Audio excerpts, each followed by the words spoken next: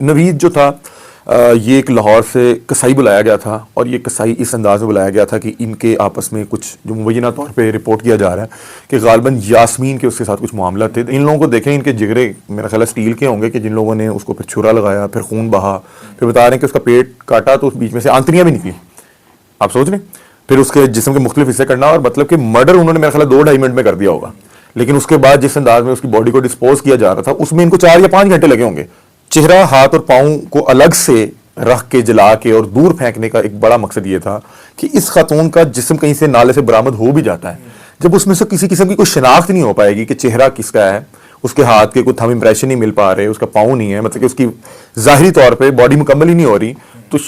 شناخت کو چھپانے کے غرض سے یہ کام ہو سکتا ہے۔ عبداللہ کو اس چیز کا علم تھا، وہ میں اس وجہ سے کہہ رہا ہوں کہ سب سے پہلے عبداللہ ہی بریک کیا، اس نے بتایا کہ اس طرح کی واردات ہوئی ہے۔ السلام علیکم ناظرین، میں ہوں آپ کا میزبان میاں عبداللہ۔ ناظرین، سوشل میڈیا کے ہر پلیٹ فارم پہ ایک ہی خبر جو ہے گردش کر رہی ہے، زہرا قتل کیس کے زہرا کو کس طرح بے دردی کے ساتھ اس کے اپنوں نے ہی مرڈر کیا، اور اس کے بعد جس طرح اس کو سفاکت کی انتہا یہ تھی کہ جس طرح اس کے پیس کر کے بھائے گئے، تو یقیناً سوشل میڈیا پہ کوہرام مچا ہے۔ میرے ساتھ علی حمزہ موجود ہیں، جو سینئر کرائم رپورٹر ہیں، انویسٹیگیٹو پروگرام کرتے ہیں۔ ان کی بڑی گرپ ہے اور بڑے اچھے طریقے سے انہوں نے اس کیس کو رپورٹ کیا۔ ان سے جانتے ہیں کہ کیا پیش رفت آئی ہے اور کیا انکشافات کیے ہیں ملزمان نے۔ السلام علیکم علی بھائی۔ جی وعلیکم السلام عبداللہ علی بھائی۔ مجھے بتائیے گا کہ زہرا مرڈر کیس یقیناً بڑا افسوسناک واقعہ ہے، اور سوشل میڈیا پہ ہر طرف لوگ جو ہے اس کو ہی فوکس کیے بیٹھے ہیں۔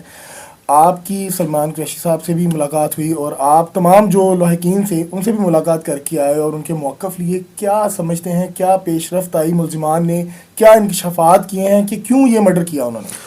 دیکھیں جی، پہلے دن سے ہی پتہ ہے، اور تمام احباب مجھ سمیت پورے پاکستانیوں نے اس کا کرب اور درد تو محسوس کیا، اور پہلے دن ہی جب ان لوگوں کو روایتی انداز میں ان سے انٹیروگیٹ کیا گیا، ان سے تفتیش کی گئی، تو ان لوگوں نے بتایا کہ یہ بغض اور حسد کا معاملہ تھا۔ دیکھیں عبداللہ بھائی، یہ ایک ایسی بیماری ہے جو انسان کو حیوان بنا دیتی ہے، بلکہ حیوان سے بھی کوئی اگلے لیول کی کوئی چیز ہو، کیونکہ اس طرح کی چیز تو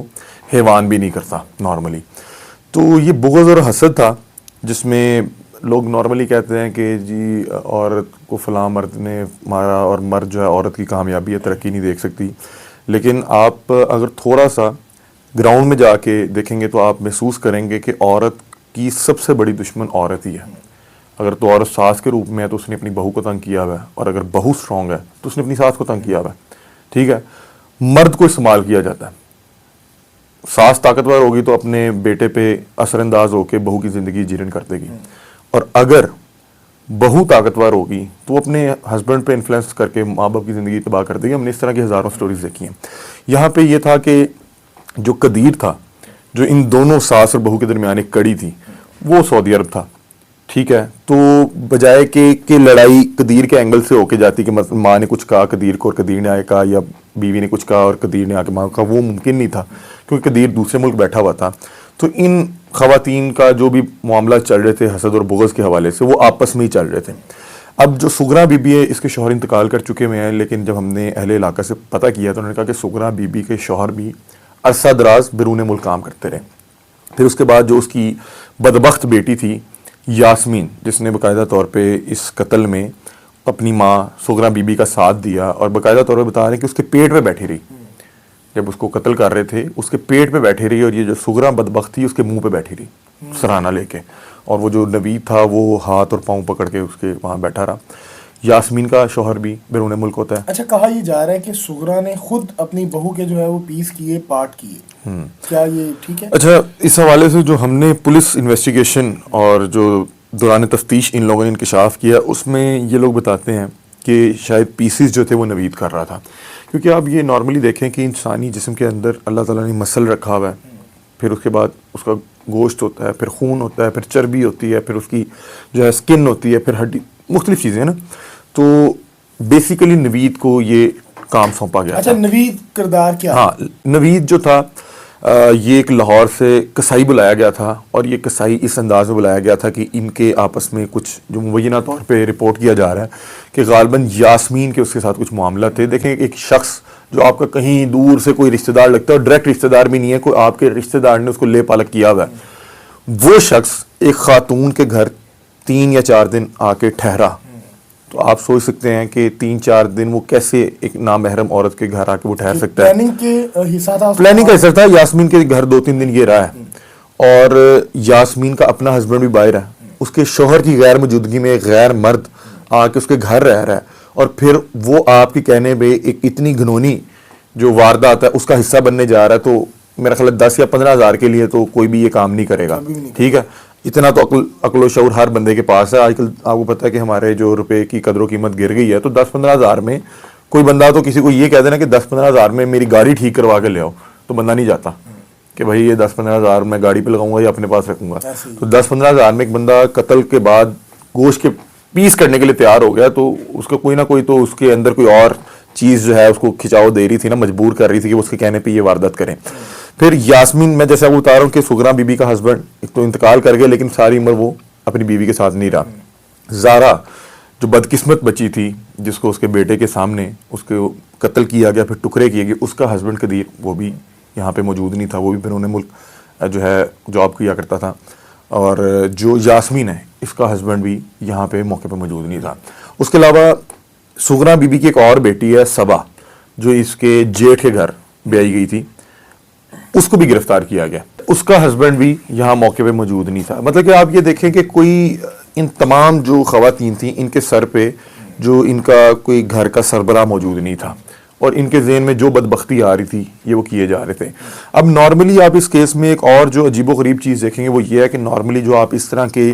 دیکھتے ہیں, کوئی بہت زیادہ افسوسناک یا کوئی بہت زیادہ ہولناک واردات دیکھتے ہیں, تو نارملی وہ اکیلا شخص کرتا ہے, کیونکہ وہ اکیلا شخص اس کے ذہن میں جو بدبختی آ رہی ہوتی ہے وہ کیے جا رہا ہوتا ہے. یہاں پہ 3-4-5 لوگ انوالو تھے,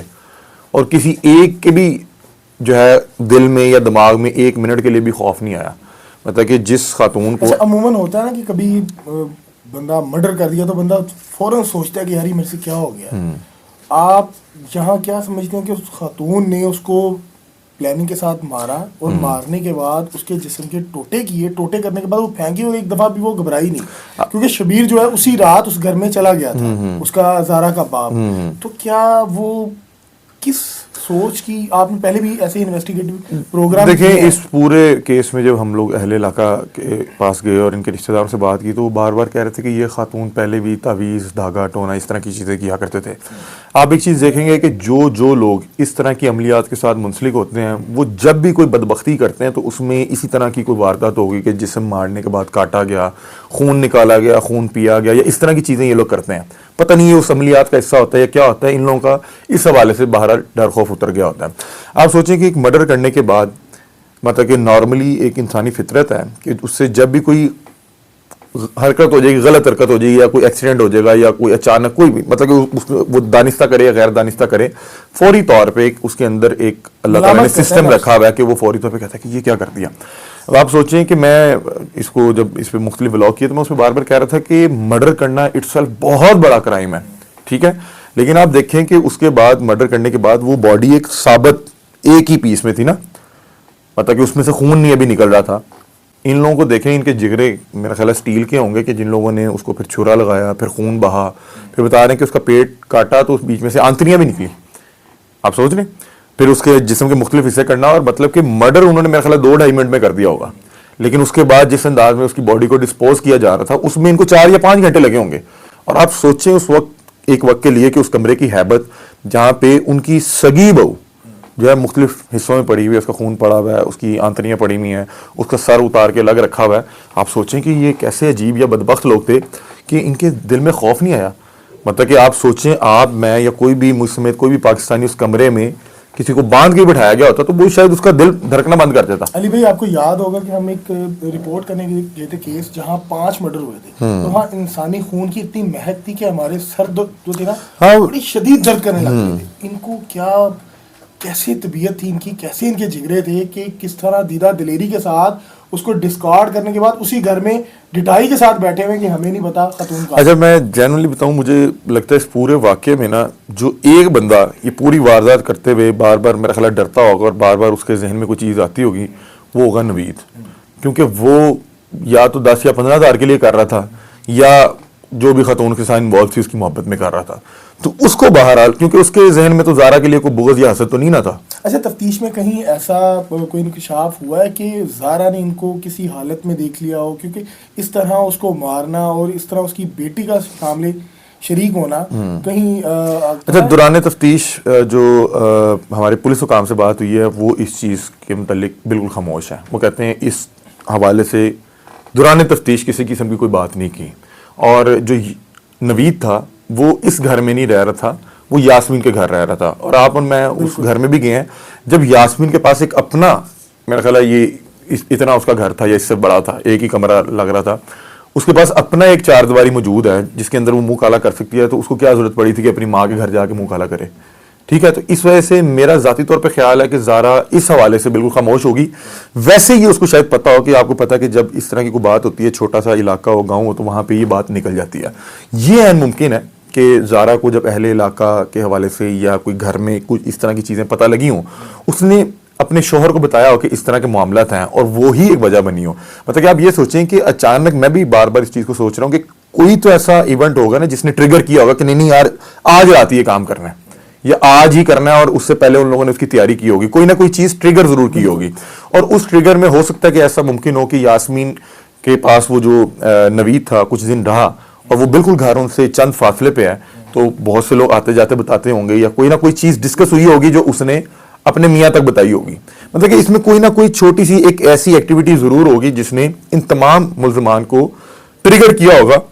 اور وہ اس چیز کو کرنے کے لیے تیار ہو گئے ہوں گے. مطلب کہ یار یہ اسی معاشرے کا حصہ ہے نا. اسی معاشرے میں مختلف پروگرام آپ نے دیکھے, ہم نے مختلف جو ہے کلپرٹس کے انٹرویو کیے, سلمان قریشی صاحب ہیں, میاں عمران صاحب ہیں, حماد صاحب ہیں, مگر مختلف جو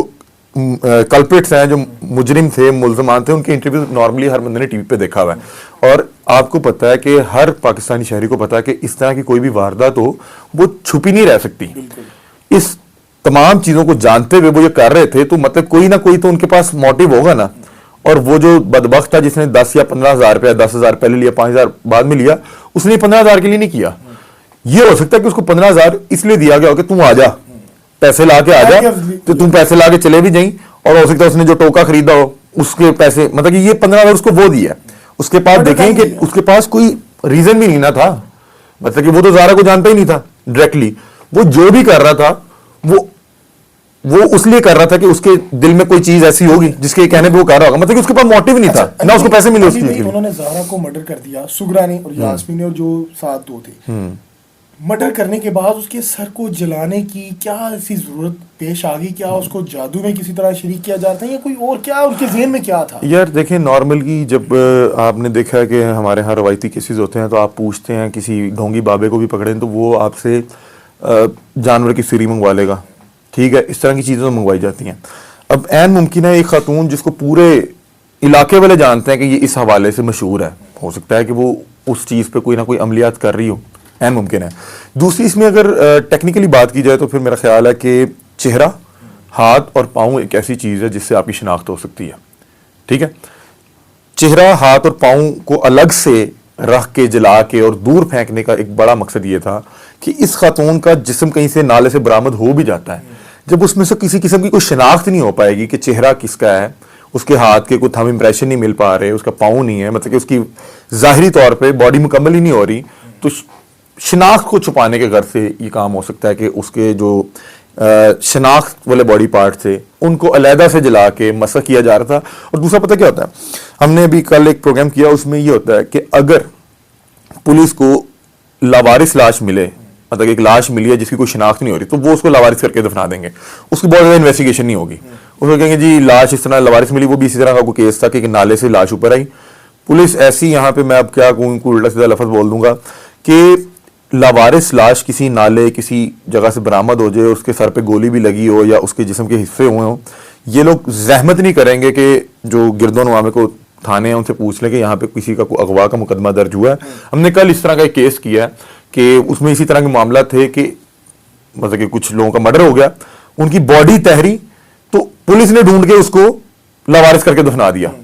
کسی گرد و نواح میں پوچھا بھی نہیں کہ بھائی کوئی کسی کا اغوا کا مقدمہ, کسی قتل کا مقدمہ کوئی درج ہوا ہوا یا نہیں ہوا ہوا. تو ہوتا کیا ہے کہ اگر فرض کریں کہ اس کے جسم کے سے اوپر بھی آ جاتے تو پولیس یہاں پہ کوئی سی آئی ڈی نہیں لگا ہوا کہ روز اس کو لے کے جاتی فورینسک کراتی جی پتہ کریں. یہ تو اپنا کام بڑی مشکل کر رہے ہیں. یہ ایسا کام جو ربوں پر گیا اچانک لاش نکلے. میں کہہ رہا ہوں کہ نارملی کیا ہوتا ہے مطلب کہ لاش نکلی ہے اور لگ رہا ہے کہ لاش پرانی ہے, ٹھیک ہے, اس کو دیکھیں گے جو اپنا تھانہ ہے کہ یہاں پہ کسی نے کوئی رپورٹ تو نہیں کرائی بھی. نارملی کیا ہوتا ہے ریسکیو کو بلاتے ہیں, ریسکیو جو ہے لاوارث کر کے اس کی 4 تصویریں کھینچتی ہے اس کو دفنا دیتی ہے. اگر یہ جو نالا آپ دیکھتے ہیں وہ کتنا گہرا نالا تھا, ٹھیک ہے, اور کتنا بڑا نالا تھا. میرا خیال ہے کہ 10 دن 15 دن اگر یہ بیگ اس میں رہتا, ایک تو اس نے بہ جانا تھا, دوسرا گوشت نے گل سڑ جانا تھا. پانی میں کتنی دیر پڑا رہنا تھا نارملی, اندر کوئی مچھلیاں کوئی اس طرح کے ڈڈو کوئی بھی حشرات ہوتا ہے وہ اس نے گوشت کھا بھی جانا تھا. اور جو اس کی باقی شناخت والے حصے تھے وہ اور جگہ, مطلب کہ ان کو بہرحال ان میں کوئی ایسا بندہ تھا جو واقعتاً شیطانی ذہن کا مالک تھا, اس نے اپنے طور پہ تھوڑی بہت ریسرچ کی ہوئی تھی. مجھے یہ لگ رہا ہے کہ یہ مختلف کرائم کا نا مجموعہ تھا, کیونکہ اس خاتون کو اتنا پتا تھا کہ دیکھیں کہ سانس اگر بند کر کے اس کو ماریں گے تو اس کا بلڈ جو ہے وہ کم بہے گا, یعنی کہ وہ آپ کو پتا خون جسم میں مس ہو جاتا ہے. اچھا لاسٹ میں مجھے بتائیے گا کہ عبداللہ کی کیا تفتیش میں بتایا کہ اس کے علم میں تھا, اس کو بتایا گیا تھا کہ یہ مرڈر کیا گیا ہے, یا اس کو کہا گیا تھا یہ بیگ پھینکا؟ دیکھیں عبداللہ کو اس چیز کا علم تھا, وہ میں اس وجہ سے کہہ رہا ہوں کہ سب سے پہلے عبداللہ ہی بریک کیا, اس نے بتایا کہ اس طرح کی واردات ہوئی ہے. اب دانستہ یا غیر دانستہ ہو سکتا ہے کہ اس نے پولیس کو یہ بتایا ہو کہ میں نے کل کچھ بیگز پھینکے ہیں, تو پولیس کو اس سے کلو مل گیا ہو کہ بیگز پھینکے ہیں. نارملی آپ کو پتا کہ لاش کو پھر اسی طرح سے ڈسپوز کیا جاتا ہے. عبداللہ کے حوالے سے جو ہم نے نارملی وہاں سے پتہ کیا ہے تو اس کے دوست صاحب ملے, انہوں نے کہا یار بڑا شریف سا بچہ تھا اور کچھ بیمار بھی تھا, اکثر ہاسپٹل جا کرتا تھا اور مطلب کہ اس کو کچھ عرصے بعد ہاسپٹل آنے جانے کی ضرورت پڑتی تھی. دوسرا عبداللہ کو تب بلایا گیا جب یہ تمام تر بیگز بن چکے ہوئے تھے, ٹھیک ہے,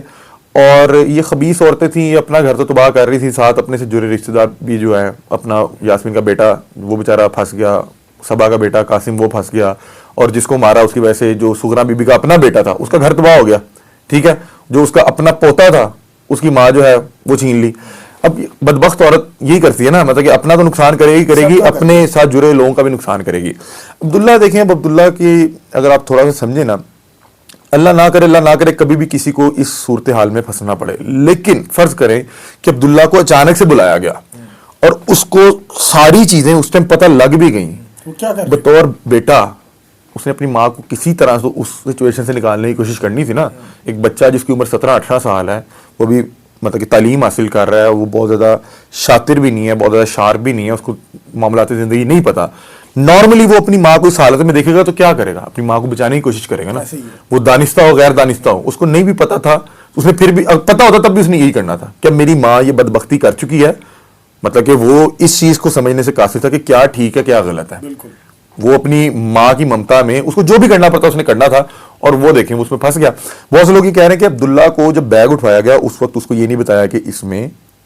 کٹا ہوئے جسم ہے, ٹھیک ہے. نارملی دیکھیں میں اب آپ کو بات بتاتا ہوں, یہ جو خبیث عورتیں اتنی سیانی تھیں تو میرا نہیں خیال کہ یہ اپنا جو راز ہے نا وہ بچوں کے ساتھ شیئر کرتی ہیں, کہ عبداللہ کو بتاتی, قاسم کو بتاتی, وہ کہیں پہ جا کے دسا نانی نے ایہو جا چانچڑا آتا ہے. میرا ذاتی طور پہ خیال ہے کہ اس کو جو انہوں نے کہا, اسے کہا کہ یہ کچھ اینٹیں ہیں, اور اس کو پتا تھا میری جو ہے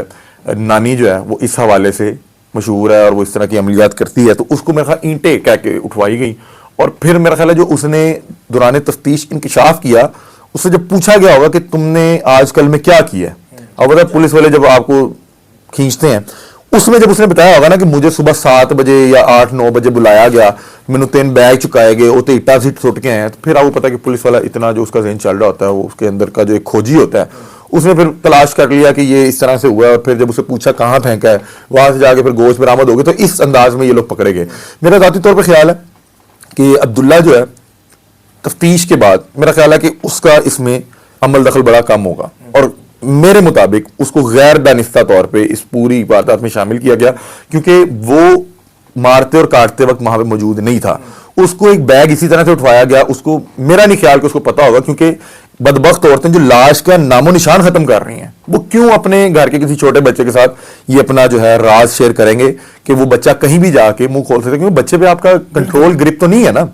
تو میرا جہاں تک خیال ہے کہ عبداللہ جو ہے وہ ان بدبخت عورتوں کی جو خباثت تھی اس کی نظر ہو گیا. بالکل جی. ناظرین ہمارے ساتھ علی حمزہ صاحب موجود ہیں اور بڑے اچھے طریقے سے انہوں نے تمام واقعے کو بیان کیا, اور کس طرح بدبختی کی اس خاتون نے جو زارا کی ساس تھی اور اس کی خالہ بھی تھی, اور یہ تمام جو تھا لڑائی جھگڑا ایک چودراہٹ کا تھا, ایک اپنی بادشاہت کا تھا. جو اس کی ساس کو اپنے ہاتھ سے جاتا ہوا نظر آیا تو اس نے ایٹ دا اینڈ یہ سوچا کہ میں اس اپنی جو بہو ہے اس کو ہی مرڈر کر دوں, اور وہ یقیناً کامیاب ہو بھی جاتی. لیکن آپ کو پتہ ہے کہ جرم جو ہے وہ چھپتا نہیں ہے, اور آپ کو آئندہ آنے والی تمام جو پیش رفت ہے اس سے آگاہ رکھیں گے. ہمیں دیجیے گا اجازت, کمنٹ سیکشن میں ضرور بتائیے گا. مجھے دیجیے گا اجازت, اللہ حافظ.